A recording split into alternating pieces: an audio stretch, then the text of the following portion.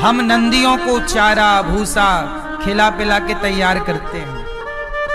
हम लोग नंदियों की सेवा, आप लोग केवल पत्थर के नंदी को जल चढ़ाती हो, नंदी नंदी नंदी पानी पत्थर के नंदी को, हम लोग सही के नंदी की सेवा करते हैं। गाय, इसलिए कहता हूं कि आप भी थोड़ा थोड़ा गौ माता को गौरी गोपाल गौशाला में हम लोग पानी खरीदते हैं। कल का सारा जल आप दान कर सकते हैं, जलदान गाय के लिए। हम लोग मीठा पानी खरीदते हैं, 1 टैंकर पानी, 2 टैंकर पानी, 4 टैंकर आप दे सकते हैं। गाय को जल, हम हरा चारा गाय के लिए खरीदते हैं, आप 1 ट्रॉली हरा चारा दे सकते हैं। गाय की सेवा, गाय की सेवा आप भी नहीं करेंगे और हम भी नहीं करेंगे तो बताओ, फिर गाय की केवल फोटो रह जाएगी भैया, रियल में गाय नहीं रह जाएगी। रियल में गाय तब तक है जब तक आपके घर से गाय की रोटी निकल रही है। और आपने यदि गाय की रोटी निकालनी बंद कर दी, हमारी एक बहन है, वो हर रोज गाय के नाम से 5 रुपए निकाल के अलग रख देती है। 5 रुपए रोज का, 1 रोटी 5 रुपए के हिसाब की अलग, और महीने में हो गया कितना हुआ, 150 रुपया। 150 रुपया महीने का वो गौशाला में लाके दे देती है। तो आप भी 1 रोटी, और कभी आपके बेटी का जन्मदिन आ जाए, बेटे का जन्मदिन आ जाए, तो 1 दिन का संपूर्ण चारा गौ माता को दे दो कि भाई आज सारा चारा। आप लोग भी यदि गौ सेवा में नहीं लगेंगे तो फिर हम लोग आप लोगों से मांग मांग तो करते हैं ना काम, और आप भी नहीं देंगे तो कौन करेगा। इसलिए गौ सेवा, या तो इसलिए मैंने पहले बोला कि घर पे गैया रखो, और नहीं रख सकते तो गौरी गोपाल गौशाला आपकी है। 1 गैया आप अपनी तरफ से गौरी गोपाल गौशाला में गोद ले लो, 1 गाय की सेवा की जिम्मेदारी लो। और केवल गाय नहीं, नंदी की भी जिम्मेदारी लो, बछड़ा की भी। भाई गाय की तो सब सेवा कर लेते हैं, बैल की सेवा कौन करे, नंदी की। नंदी की सेवा, ये हम लोग गाय के लिए 1 टैंकर जल, दिन में 5-7 टैंकर जल लग जाता है, तो आप दिन भर के जल की सेवा कर सकते हैं। 1 टैंकर 400 रुपए का आता है, तो 5 टैंकर की सेवा आप कर लो। सारे दिन के जलदान की सेवा आप करने योग्य हैं, तो जिस योग्य हैं गाय की सेवा से जुड़िए। गौरी गोपाल, देखो ये दास अनिरुद्ध, मैं तो संस्कृति की रक्षा करने का प्रयास कर रहा हूं। अच्छा एक बात बताओ, हमारे देश में अंग्रेज आए, मुगल आए, तो मुगलों ने, अंग्रेजों ने गुरुकुल उजाड़े थे कि नहीं भैया? किसको तोड़ा? गुरुकुलों को, सारे गुरुकुल तोड़ दिए। आपने सुना गुरुकुल? अब भारत में गुरुकुल ना के बराबर हैं। तब ये दास अनिरुद्ध ने, हमने एक गौरी गोपाल गुरुकुल की स्थापना की, और इस गुरुकुल में पिछले साल 150 बच्चे पढ़ते थे, अब लगभग 250 बच्चे इस साल से पढ़ेंगे। अब सोचिए यहाँ पर 150 बच्चे पढ़ते हैं, बच्चों का रहना खाना पढ़ना लिखना फ्री, बच्चों की कॉपी किताब फ्री। महीने का खर्चा गुरुकुल का लगभग 10 लाख रुपए है, लगभग, कम से कम। बिजली का बिल, सब बच्चों के लिए भोजन नाश्ता, सब बच्चों को पढ़ाने वाले टीचर, 8 टीचर हैं, और भी जरूरत पड़ती है, बढ़ाने पड़ते हैं। और टीचरों को, गुरुजनों को, 1 गुरुजनों को 50-50 हजार रुपए महीने की तनख्वाह हम देते हैं, ताकि बच्चे पढ़ सकें। क्यों मैं कर रहा हूं? मुझे किसने कहा? मैंने इसलिए ये सब गुरुकुल बना के सेवा की कि मैं मर जाऊंगा तो भी मेरे संस्कार और भारत की संस्कृति जिंदा रहनी चाहिए। और ये भारतीय संस्कृति मैं गुरुकुल में पढ़ा हूं, इसलिए मैं धोती कुर्ता पहनता हूं। भारतीय संस्कृति जिंदा तो रहे ना, तो गुरुकुल जिंदा रहेंगे तो भारतीय संस्कृति जिंदा रहेगी। यदि आप भी इन गुरुकुलों में, पहले के जमाने में राजा महाराजा लोग गुरुकुलों के लिए सहयोग करते थे। जब जैसे राम जी कहां पढ़े? गुरुकुल में। तो वशिष्ठ जी पढ़ाते थे तो राजा लोग सपोर्ट करते थे, बच्चे भिक्षा मांग कर लाते थे और होता था। आज के जमाने में अब बच्चे भिक्षा मांगने कहां जाएं, देगा कौन? तो आज के जमाने में राजा भी सपोर्ट, सरकारें मदरसों को सपोर्ट तो करती हैं, पर सरकारें गुरुकुल को सपोर्ट नहीं करती। तो हम लोग तो आपसे मांग मांग कर ही सेवा करते हैं, सरकारों के भरोसे तो हो गया सब काम। तो संस्कृति जिंदा रखना ये हमारी और आपकी जिम्मेदारी है कि नहीं? वो बच्चे वेद पढ़ रहे हैं, पुराण पढ़ रहे हैं, उपनिषद पढ़ रहे हैं, व्याकरण भाषा पढ़ रहे हैं। अभी मैं एक विद्यालय और बना रहा हूं कक्षा 1 से लेकर 12वीं तक, सीबीएसई बोर्ड। आपके भी बच्चे पढ़ सकते हैं। ये देखो काम स्कूल का चालू हो चुका है। कक्षा 1 से 12वीं तक सब पढ़ो, लड़के लड़कियां सब पढ़ो, सबके लिए, कोई जातवात का नहीं, सब पढ़ो।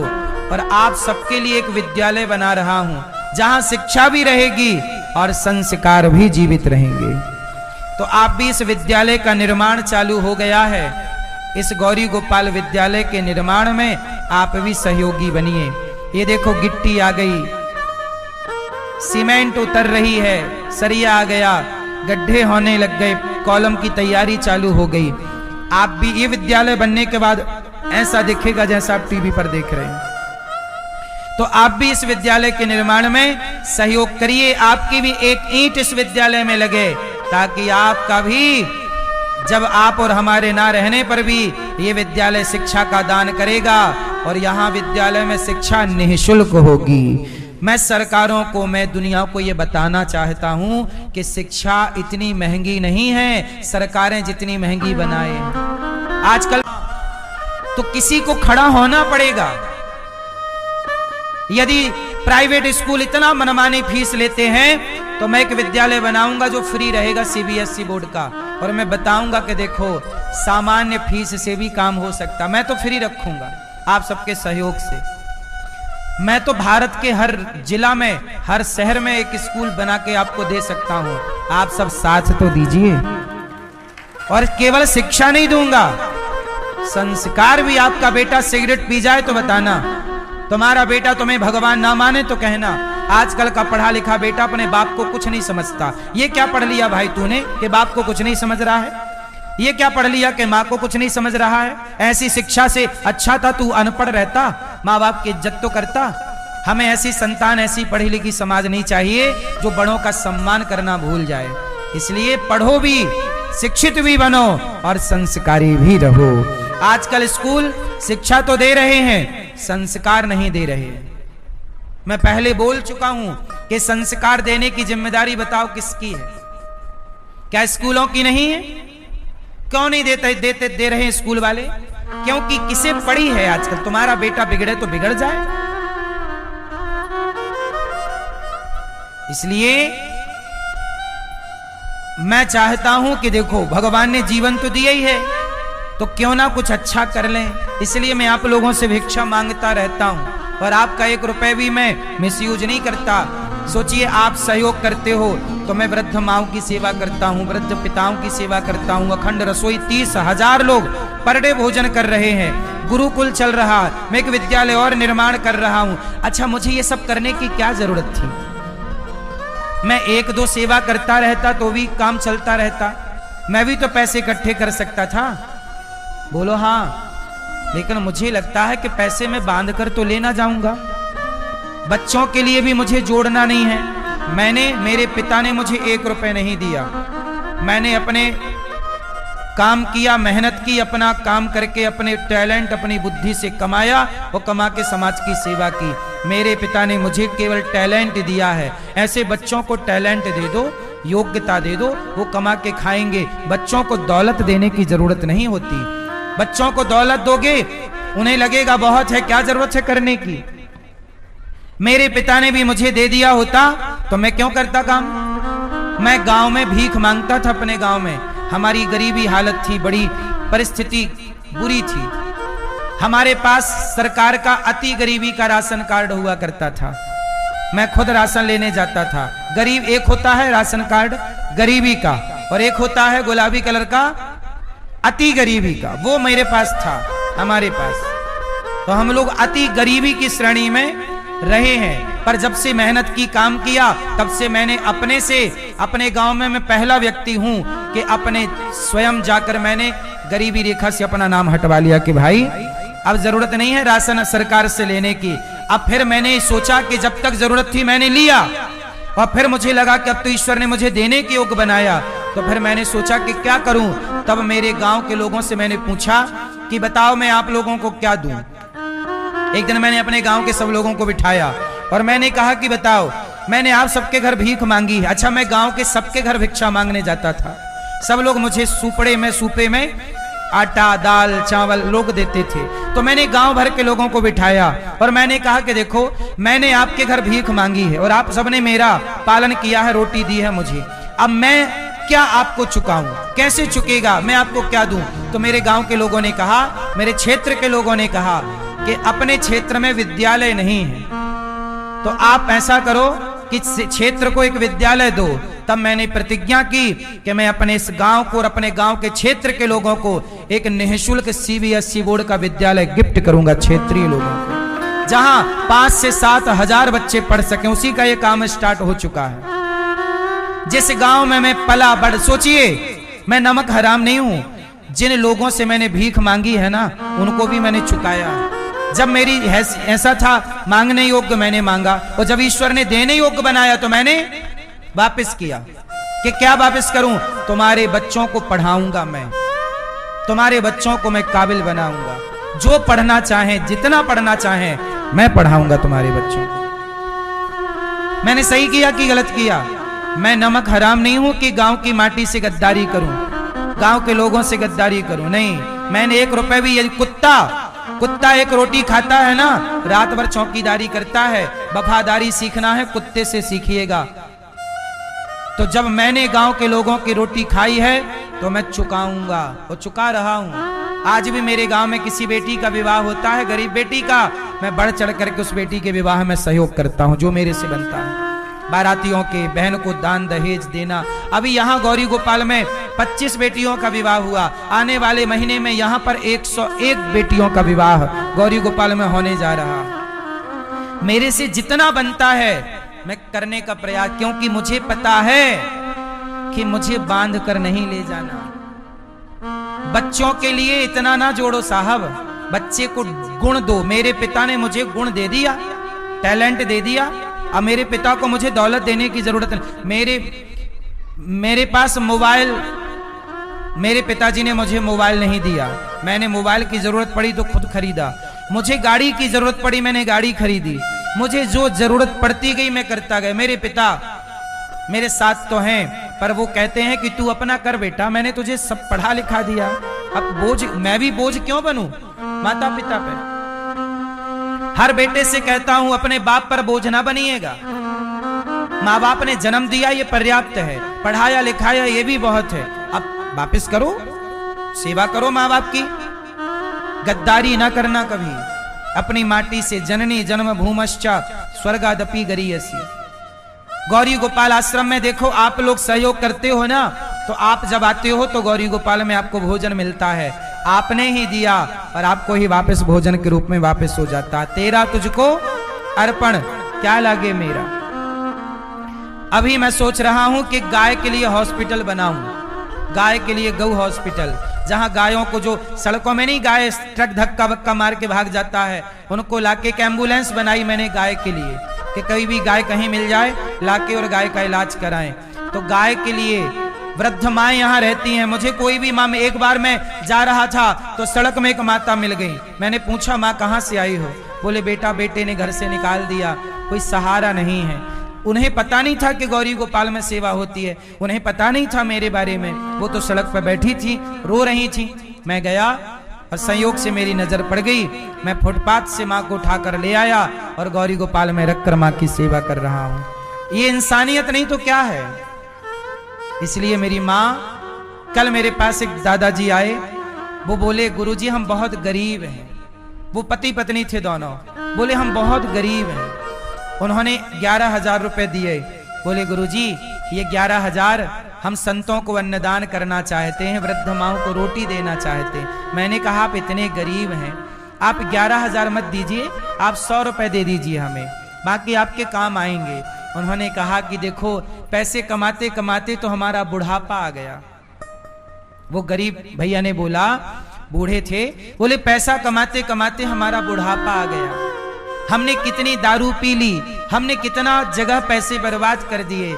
आपकी कथा सुनी तो समझ आया किस पैसे से किसी को रोटी भी दी जा सकती है, तो मैं जोड़ कर लाया हूं कि मेरा पैसा यदि रोटी में किसी संत के पेट में चला जाए, सेवा से जुड़ जाए, तो मेरा धन सार्थक हो जाएगा, मेरी मेहनत सार्थक हो जाएगी। मैंने उस बाबूजी के इस भाव को प्रणाम किया कि वाह, आपने केवल पैसे ही नहीं दिए, आपने अपनी दौलत दे दी मुझे। भाव बड़ी चीज होती है साहब, पैसे की वैल्यू नहीं होती, देने के पीछे का भाव क्या है। इसलिए यहां तो जब वो गरीब व्यक्ति मुझे 11,000 रुपए देकर गए, तो मुझे जिम्मेदारी मेरी है कि मैं उस पैसे को सेवा में ही लगाऊं। इसलिए आप लोग बताइए, गौरी गोपाल में जितना मैं बता रहा हूं, मैं गलत तो नहीं बता रहा हूं? जितना बोल रहा हूं कर रहा हूं कि नहीं? उत्तर दो आप। आपने कितनों ने अपनी आंखों से देखा इन सब सेवाओं को? यहां गौ सेवा है कि नहीं? गुरुकुल की सेवा है कि नहीं? आप में से कितने लोगों ने गुरुकुल देखा है? पहले ये बताओ। गुरुकुल देखा है? पास में ही गुरुकुल है, जाके देखिएगा। इन लोगों ने किस किस ने देखा है गुरुकुल? ये देखो, इतने लोगों ने देखा, पास में ही है। क्या है, एक ही जगह पर सब कुछ नहीं हो सकता ना, जगह कम पड़ जाती है। तो दूसरी यहां से 5 मिनट के रास्ते पर गुरुकुल है, और बड़ी गौशाला और गुरुकुल एक जगह है। यहाँ वृद्ध माताएं रहती हैं, वृद्ध पिता, यहाँ अखंड रसोई यहाँ चलती है।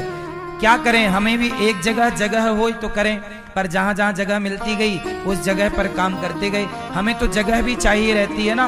अब गाय का हॉस्पिटल बनाना है तो उसके लिए जगह चाहिए, गाय के लिए एम्बुलेंस चाहिए थी, आपसे कहा, आपके सहयोग से एम्बुलेंस आई। तो आप सब सहयोग करते हैं, तो वृद्ध माँ को रोटी, तो वृद्ध माँ को भोजन।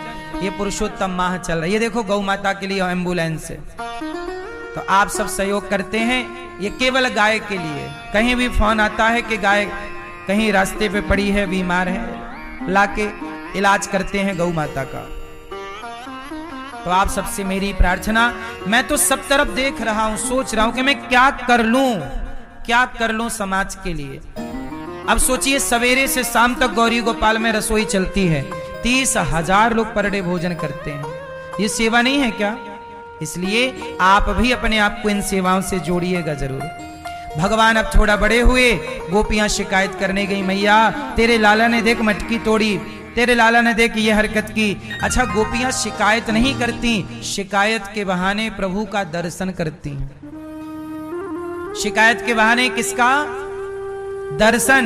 शिकायत के बहाने दर्शन करती हैं। इसलिए दर्शन करती हैं और जी भर के प्रभु को टुकुर टुकुर निहारती हैं, देखती हैं। भगवान कितने सुंदर हैं, भगवान को देखने के बिना कैसे जी लगेगा, देखे बिना। सब गोपियां भाव रखती हैं कि प्रभु हमारे घर आओ, माखन। जब कन्हैया नहीं जाते ना, तो गोपियां शिकायत करती हैं, अरे कन्हैया आप तो आए नहीं, हमने तो। अच्छा, गोपियां माखन इतने ही ऊंचाई पर लटकाती हैं कि कन्हैया आराम से पा सकें, कन्हैया आराम से निकाल कर खाएं। जब कन्हैया खाते हैं, गोपियां टुकुर टुकुर देखती हैं। ये तो प्रेम है, गोपियों का प्रेम है। एक दिन क्या हुआ, भगवान ने मिट्टी खाई। मैया बोली, चौरे लाला तेने माटी खाई है? ना मैया, मैंने ना खाई। ना हम भक्षितवान अम्ब सर्वे मिथ्या विशंसिनः। हे मैया, मैंने नहीं खाई मिट्टी, तुझे भरोसा नहीं है तो समक्षम पश्चिमे मुखम, मेरा मुंह आपके समक्ष देख लो। मुंह खोला तो जरा से मुंह पे पूरा ब्रह्मांड नजर आया। भगवान ने मैया को ब्रह्मांड का दर्शन कराया। मैया तो सोची कि मेरा लाला है कि भगवान है। फिर मैया को भगवान ने सब भुला दिया। राजा परीक्षित जी ने कहा कि गुरुदेव, ये मैया ने कौन सा पुण्य किया है कि जगत के पालनहार का पेट भरती है अपना दूध पिलाकर। तब सुखदेव जी ने कहा कि परीक्षित जी, ये यशोदा मैया पिछले जन्म में धरा नाम की स्त्री हैं। इन्होंने जंगल की लकड़ी बेचकर संतों की खूब सेवा की, और इतनी सेवा की कि सेवा से भगवान रीझ गए। और भगवान ने कहा, माता आपने सेवा की तो सेवा का ऋण चुकाने के लिए मैं आपका अगले जन्म में बेटा बन करके दूध पीऊंगा। धरा क्या बनी? यशोदा। जब आप सेवा करते हैं ना, याद रखना मेरी माँ, भक्ति। आप माला जप रहे हैं, सीताराम सीताराम, राधा राधा, कृष्ण कृष्ण, श्रीमन्नारायण, नाम जप रहे हैं, और नाम जप रहे हैं, भक्ति कर रहे हैं कमरे में बैठकर एकांत में। और एक व्यक्ति है जो सेवा कर रहा है, तो आप बताइए, तराजू में रखिए दो लोगों को, एक उसे रखिए जो दिन भर भगवान का नाम ले रहा है, और एक उसे रखिए जो भगवान की और भगवान के भक्तों की भगवान मानकर सेवा कर रहा है। किसका पलड़ा भारी है, सेवा करने वाले का कि भक्ति करने वाले का?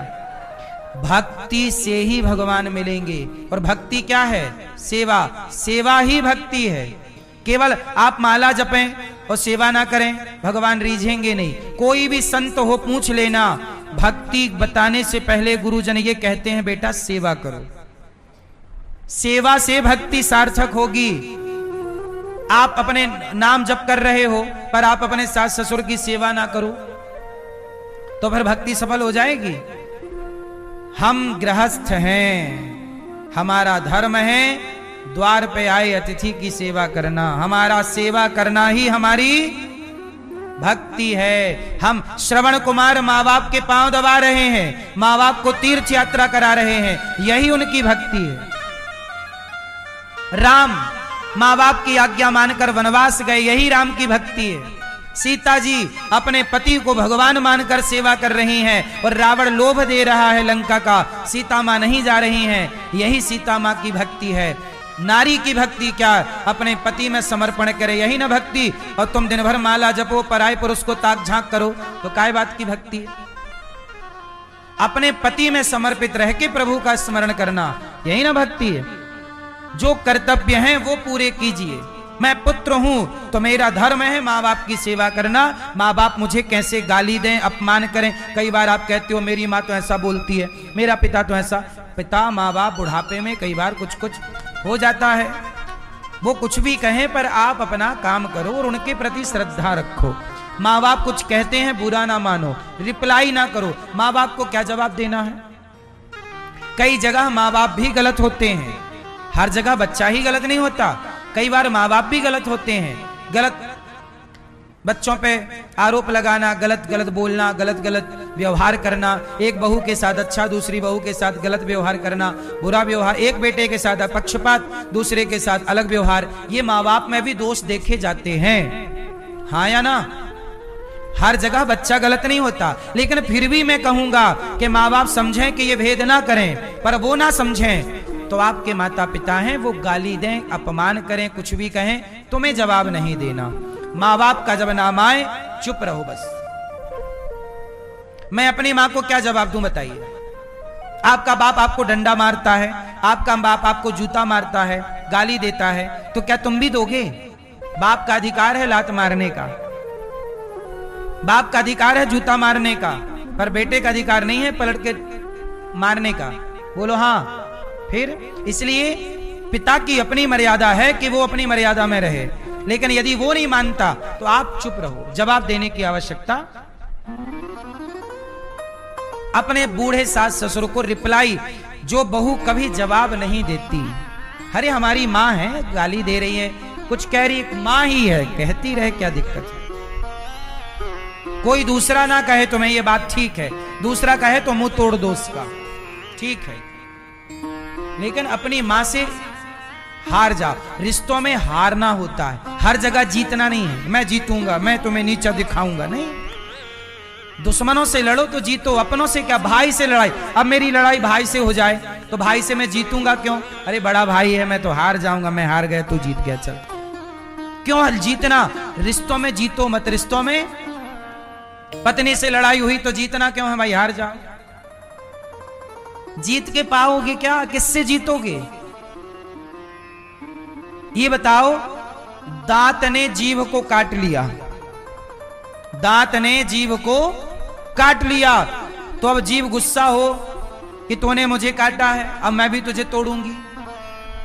तो भाई जीभ भी अपनी है और दांत भी अपने हैं। अब काट लिया जीभ को तो काट लिया, दांत तो इतने दुष्ट हैं कि सॉरी भी नहीं कहते जीभ को,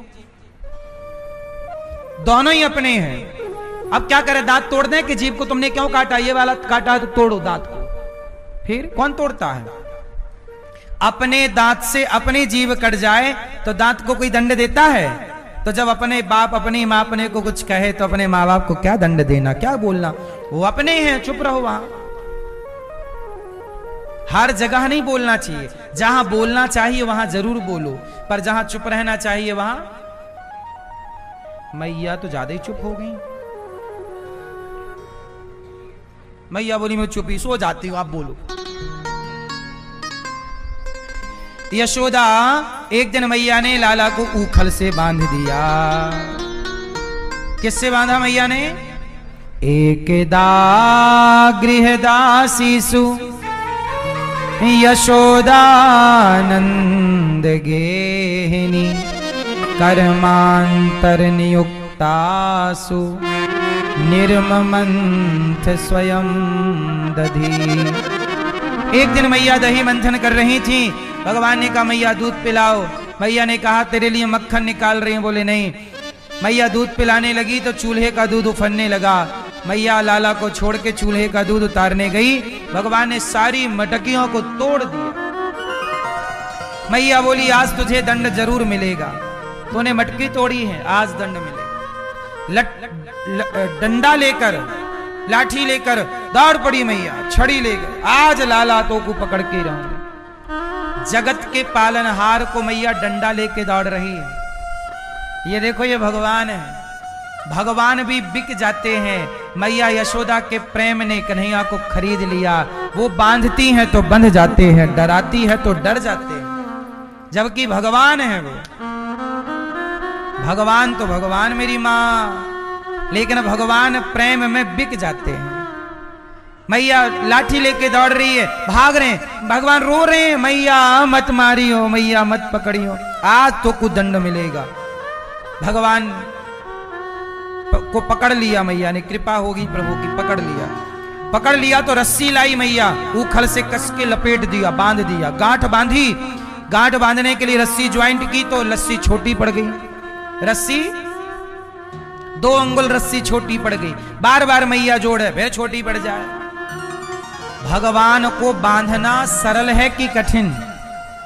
जोर से, जोर से। भगवान को बांधना बड़ा सरल है, परंतु बांधने के लिए 2 चीजें त्याग दीजिए। आप त्याग देंगे 2 चीजें, आज अभी इसी वक्त बंध जाएंगे भगवान। क्या त्यागना है? अहंकार। आप बुरे नहीं होते, आपका अहंकार बुरा होता है। आप बुरे नहीं होते, आपका मोह बुरा होता है। आप नरकगामी क्यों बन जाते हैं? अहंकार और मोह के कारण। नरक के 4 दरवाजे होते हैं। नरक के कितने दरवाजे? काम, क्रोध, मद, लोभ सब नाथ नरक के पंथ। सब परिहरि रघुबीर ही भजहूं भजहूं भजहूं भजहि जेहि संत। काम, काम मतलब वासना। अपनी पत्नी के साथ रहना, अपने पति के साथ तब तो सही, लेकिन अपने पत्नी और पति के अतिरिक्त भी तुम्हारी काम वासना किसी स्त्री पुरुष की ओर डगमगा रही है तो ये काम तुम्हें नरकगामी बनाएगा। क्रोध, क्रोध वहां करिए जहां क्रोध की जरूरत है। जैसे द्रौपदी के कपड़े उतारे जा रहे थे तो पितामह को क्रोध करना था, नहीं किया तो बाणों की सैया मिली।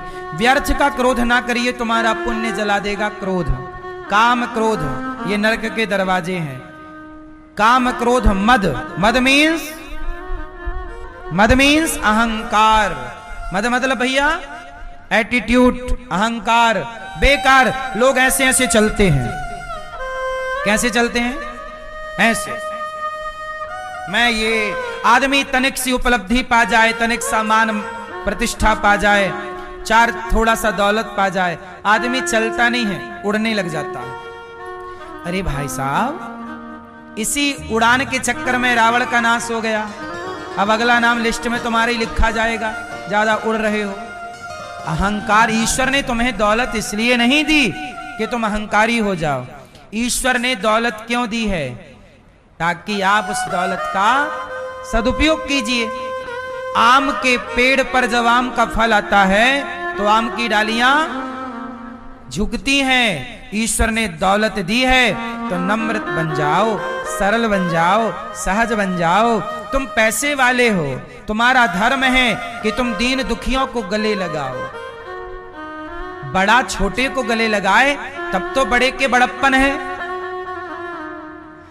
कृष्ण ने सुदामा को गले लगाया, इसलिए तो कृष्ण भगवान कहलाए।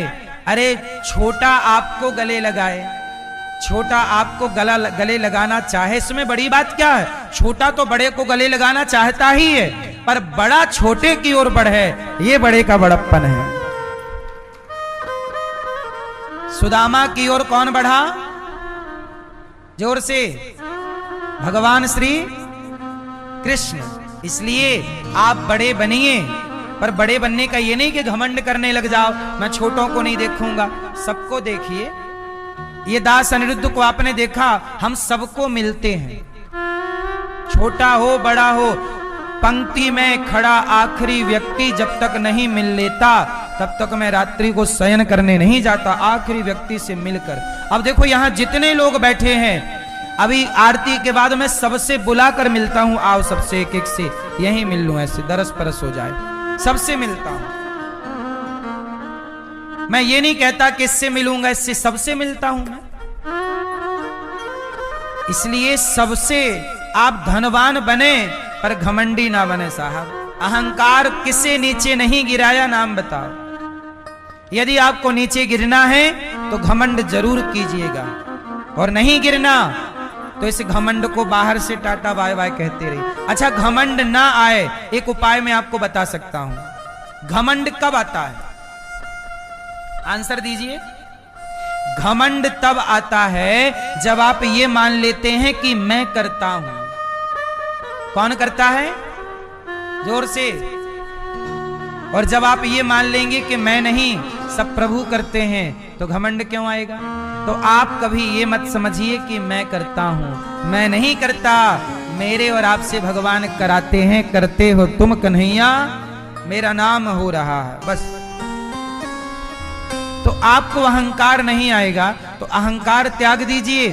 और ज्यादा घमंड आए तो शमशान चले जाया करो, और शमशान की पड़ी राख देखा करो कि जिसकी राख आज शमशान में पड़ी है, जिसकी चिता आज जल रही है, ये भी जब तक जिंदा था ऐसे ही घमंड करता था, मैं ये मैं वो। आज जल गया ना तेरा शरीर, अब बोल कहां रहा तेरा घमंड? इसलिए जलती चिताओं को जरूर देखना चाहिए कि आज वो जला है, अगला नंबर हमारा और आपका भी तो आएगा।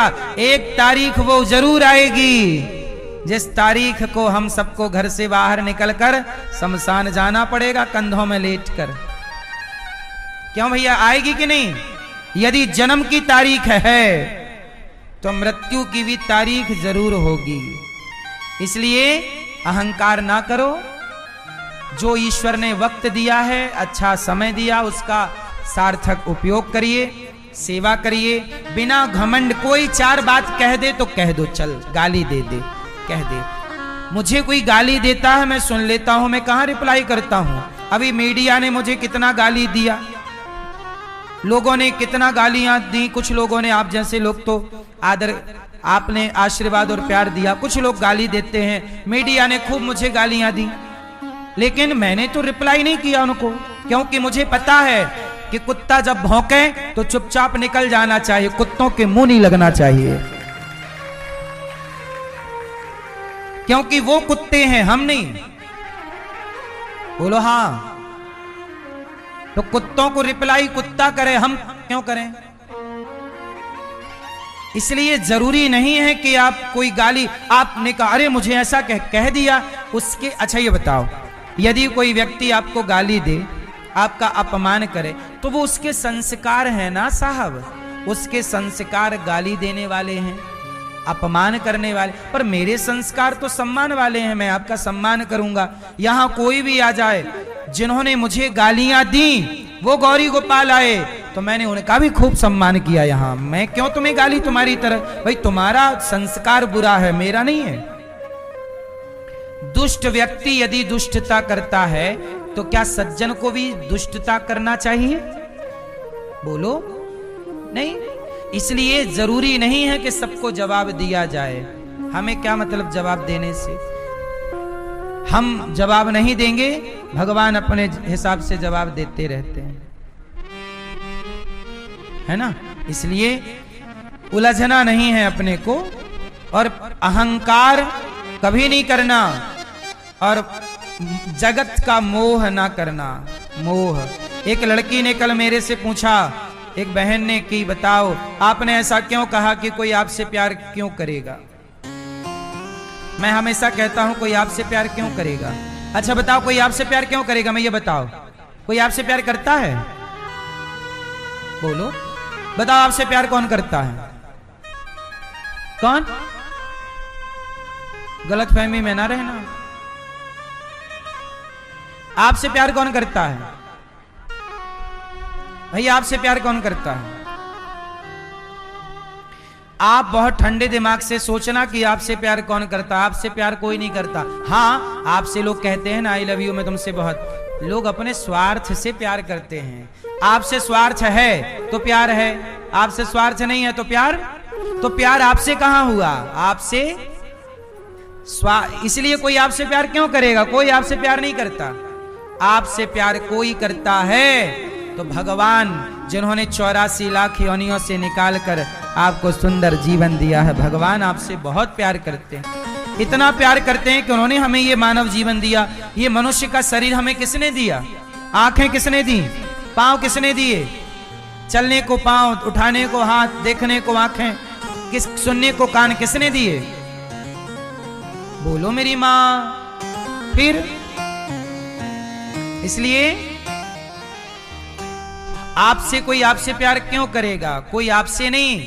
आपके अंदर कुछ है, आपके पास पैसा है, आपका स्टेटस है, आपका है कुछ तो प्यार है, नहीं है तो कहां कोई आजकल देख रहा।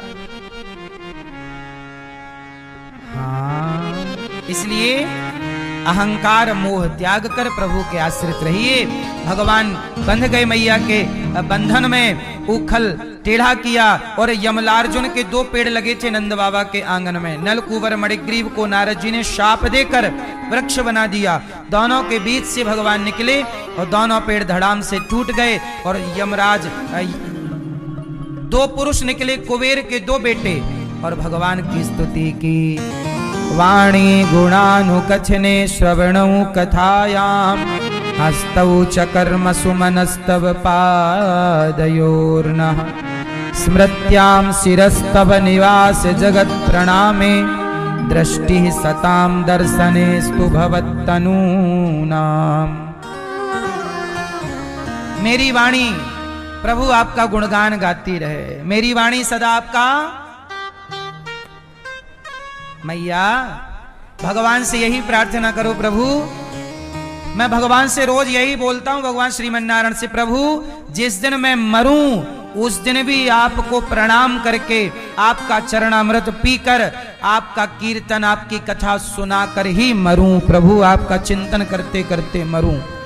मुझे मृत्यु से भय नहीं है प्रभु, मृत्यु के समय आपको भूल ना जाऊं इससे भय है।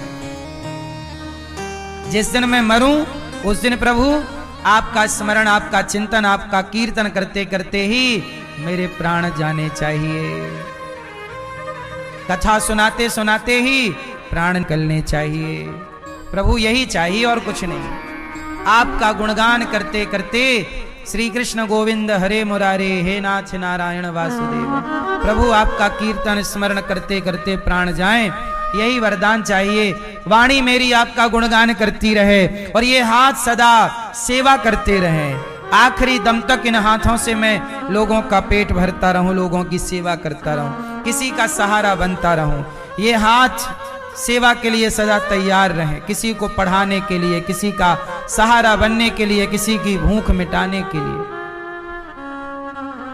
तो वाणी प्रभु आपका गुणगान, हाथ आपका, आपकी हस्तौ च कर्म सुमनस्तव पादयोर्न, मेरे पांव सदा आपकी ओर बढ़ते रहें, आपके भक्तों की सेवा के लिए बढ़ते रहें। प्रभु मेरा स्मरण, मेरा मन, मेरी बुद्धि सदा आपके चिंतन में लगी रहे।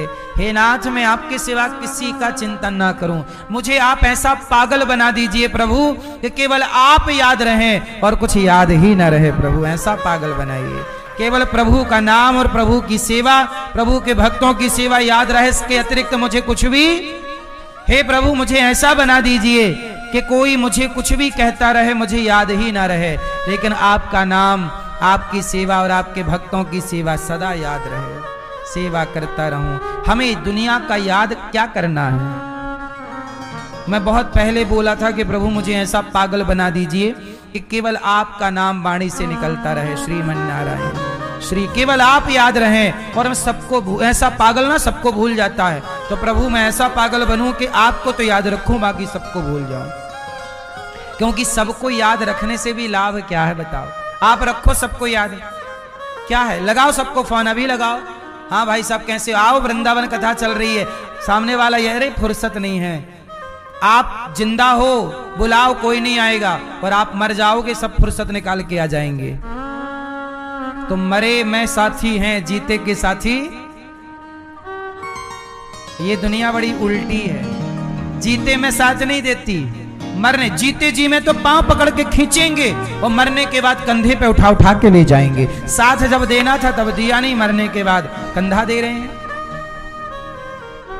जिंदा थे तो रुमाल नहीं दिया, मर गए तो चादर वादर उड़ा रहे हैं। जिंदा थे फूल नहीं दिया, मरने के बाद फूल